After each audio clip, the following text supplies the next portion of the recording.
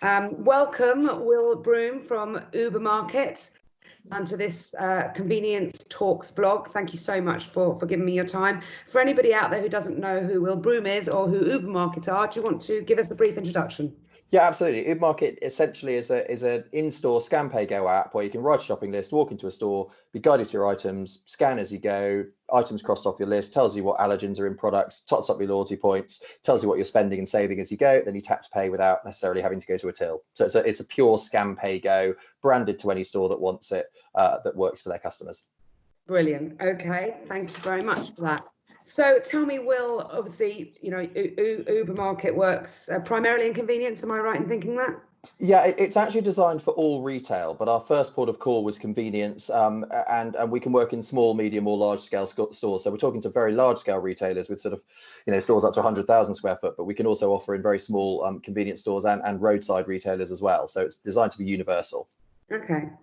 Now, obviously, we found ourselves in this often used word unprecedented situation.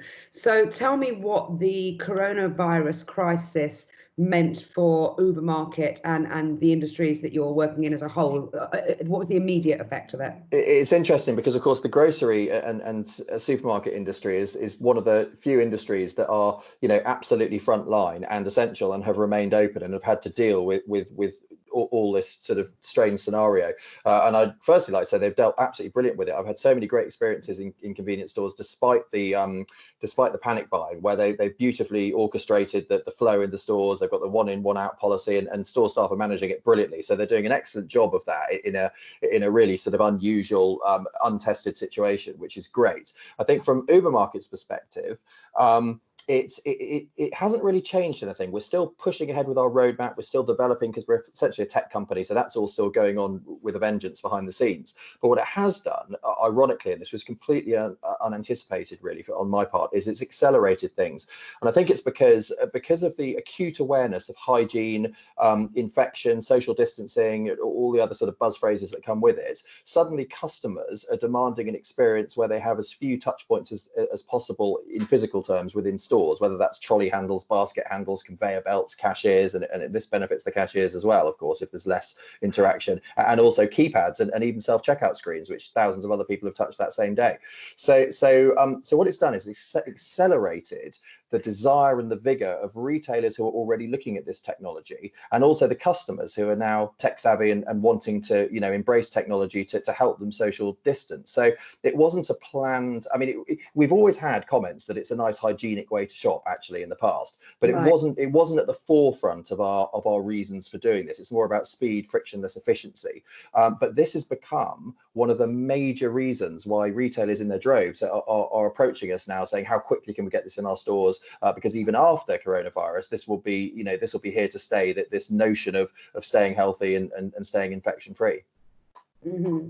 Okay, so have you had to make any adaptations as a business? I mean, obviously, apart from the fact that everybody's now home-based working wise, have you had to make any adaptations to your business as a whole and also to the app because of the current situation? Well, I think in terms of the app, there are lots of ways retailers can use it, and there are lots of ways shoppers can use it. So you could actually just use it for the scan pay go aspect. You could use it just to see the offers, or just to use your shopping list feature.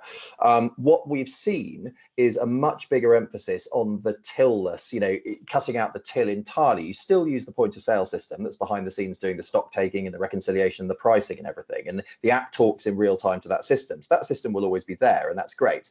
But in terms of the hardware, we've seen an accelerated desire to skip over the hardware, or at least minimize the activity with the hardware. So what that's meant is in our integration process, we're more focused on leaping straight forward to something that we call the virtual POS, which is making the POS virtual without relying on the physical hardware. So that's been one sort of adaptation. It's a change of focus really, because we've always been able to do that, but retailers have always historically they've kind of wanted to do that in two steps. They've been a bit nervous about cutting out the till. Now there's a sort of everyone's racing to cut out the till, which is a really interesting dynamic change. So our integration team are sort of focused on that. And also we've been a bit careful with this. We've just released this new sort of explainer video, which is all sort of, very sort of, it's a kind of fun video explaining the end-to-end process. And we had to, at the last minute, make a little adaptation to really focus on the hygiene aspect, or at least to mention the hygiene aspect, because it's something that we brushed over before, but so many people are asking about it now. So rather than, be seen to be capitalizing on a crisis, we've just put it in there as an incidental. It's also much more hygienic because you don't have this physical interaction. You can keep your distance and do an entire shop. So those are the changes. It's more of an acceleration, more of an adaptation, really, more than anything else.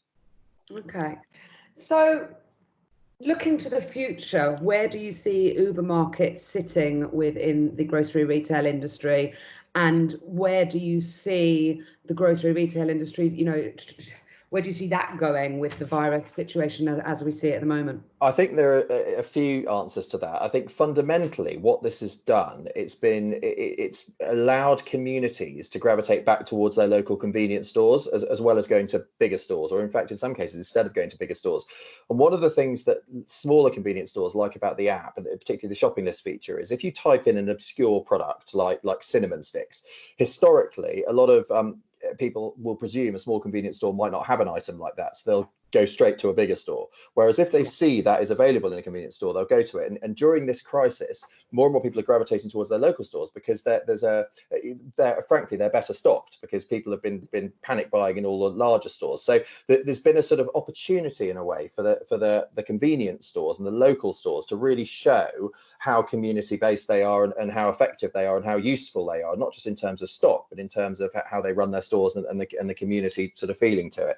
Now that the bigger stores have adapted as well, they're getting at that more sort of personal touch as well, and I've seen that a lot. So I think that the grocery industry has done itself a lot of favors, showing how well and quickly it's been able to adapt to this crisis and deal with not just unprecedented situations out of the world, but in terms of panic buying and stock disappearing and trying to manage that and trying to ration things. And I did one interview actually a while ago on the radio about using the app as a rationing tool, and you could very easily do it. You could just restrict people from scanning more than 3 bottles of milk, but it would be I thought it was amazing that we'd got onto that so quickly. But the point is, technology, if you put the customer in control and feed the customer the information the store needs to feed them, it can, if it's used effectively, work in a very, very seamless, frictionless fashion and increase basket sizes and give the shopper a better experience anyway. So I think that's the way the market's going. I think retailers will embrace more and more technology as long as it's fit for purpose and good, useful technology for their customers,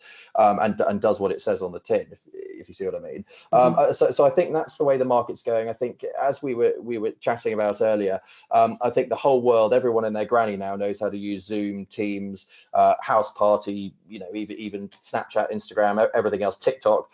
So basically, it means that people are more comfortable with technology. They're more comfortable to give it a go. We know statistically, if someone uses our app, 92% of the time, they'll then like the experience and use it again. But it's getting them to use it once. And I think now is the time for retailers to be able to embrace that and see this as an opportunity to kick on and reinvigorate their in-store experience, which has lagged behind over the last few years. Mm-hmm. Yeah, absolutely. And we certainly know from conversations that we have with customers sort of throughout the year that they don't think that technology is being used to the best of its ability in grocery retail. So it looks to me like Uber Market might be an app that can solve the issues that have been in the past. And as you say, people are more willing to try out new technology at the moment. I mean, look at, if you told me I'd know how to use Teams and Zoom and TikTok and everything a couple of months ago, I would have laughed you out the door. Exactly. Okay, fantastic. Well, Will Broome, thank you so much for your time. Really, really appreciate it. And I look forward to meeting up with you in real life when all of this is through. Absolutely. Those will be the days. Thanks so much for having me. It's been a pleasure.